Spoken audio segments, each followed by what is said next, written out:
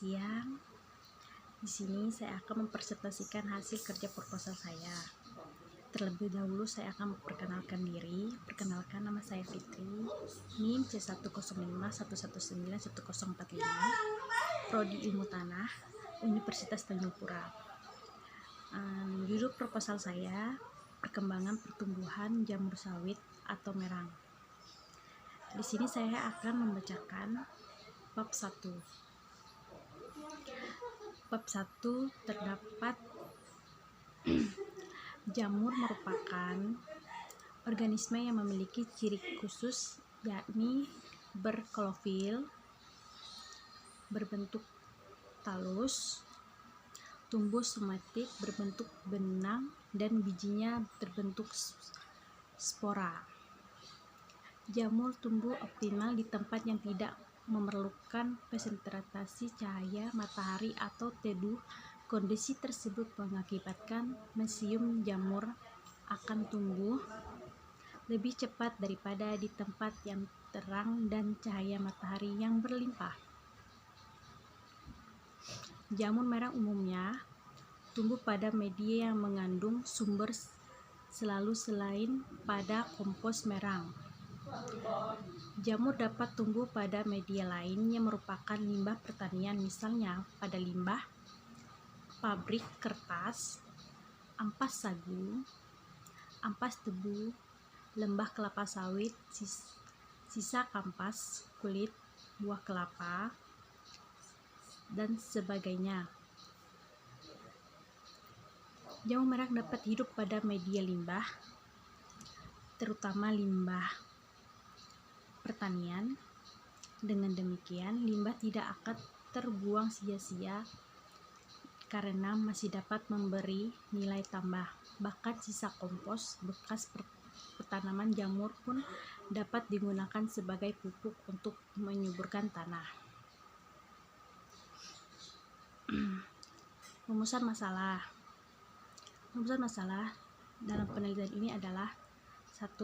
Apakah pemberian bakteri sulfolitik pada media tanam tandan kosong kelapa sawit berpengaruh terhadap pertumbuhan jamur merang? 2.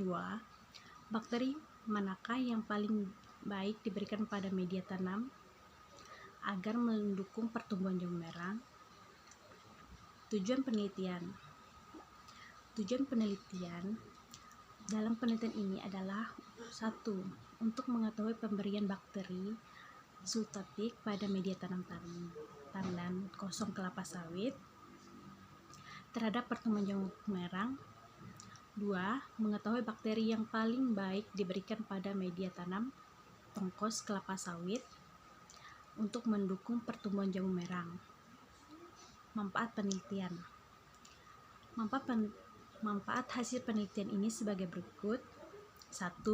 Manfaat teoritis sebagai bahan penggayaan praktikum terhadap mahasiswa biologi. 2. Manfaat praktis. Bagi penelitian dapat menambah ilmu pengetahuan di bidang biologi, khususnya pada bidang mikrologi. B. Masyarakat dapat memberikan pengetahuan agar budidaya jamur merang. C. Bagi pertanian memberikan informasi pada pertanian jamur bahwa kombinasi bakteri sulfolitik pada media tanam dapat dimanfaatkan sebagai media pemacu pertumbuhan jamur. Kita memasuki bab 2. Bab 2 di sini tujuan pustaka. Di sini ada ciri-ciri jamur dan klasifikasi jamur. Yang pertama tuh kingdom fungi. Kingdom mempunyai sifat bersekat dingin. Sel terdiri dari kitin, kompleks sukrosa dengan persatuan gamet-gamet yang diikuti persatuan protoplasma. 2. Definisi Basidiomycota. Hifa bersekat, produksi aseksual dengan pamentasi produksi seksual dengan Basistophora. 3. Definisi oksomota.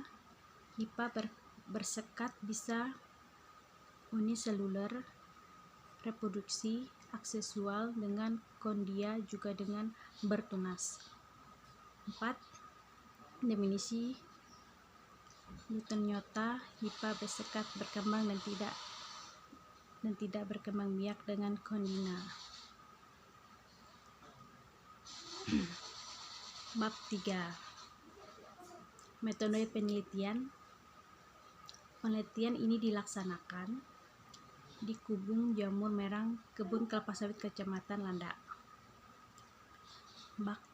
Bahan dan alat penelitian: bibit jamur merah, air, ampas kelapa sawit merah, kapur, dadak, dan pupuk. Alat-alat yang digunakan meliputi drum salitrasi, bak air, skop, termometer, pipa, jang kosong, timbangan timba meteran. Media tanam yang digunakan berupa ampas kelapa sawit dan jerami padi yang dikomposkan. Selama 10 hari, media tanamannya yang digunakan ketebalannya 25 cm. Pemeliharaan dilakukan meliputi peraturan suhu, kelembapan OPT. Suhu dijaga agar tetap 32 sampai 38 Celcius.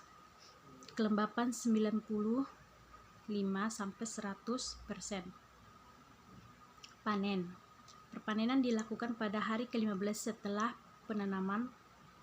Penanaman dilakukan selama 1 bulan dengan interval waktu 5 hari sekali. Sekian dari presentasi proposal saya ucapkan terima kasih.